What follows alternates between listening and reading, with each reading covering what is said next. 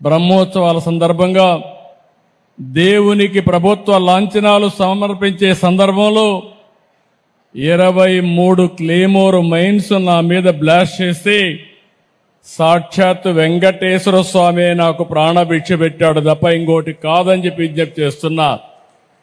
అది వెంకటేశ్వర స్వామి మహిమ. నేను చిన్నప్పుడు కూడా మా కుటుంబం కానీ చిన్నప్పటి నుంచి మా ఇంటి దైవం వెంకటేశ్వర స్వామి.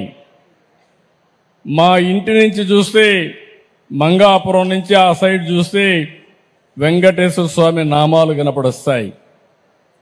ఆయన్ని చూస్తూ బతికాం.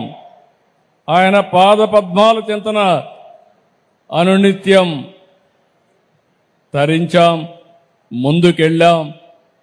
అందుకే నేను ఎప్పుడు కూడా వెంకటేశ్వర స్వామికి గాని అప్రతిష్ట పాలొచ్చే ఏ పని చెయ్యను, ఎవరిని చెయ్యనియనని మరొక్కసారి మీ అందరికీ విజ్ఞప్తి చేస్తున్నా.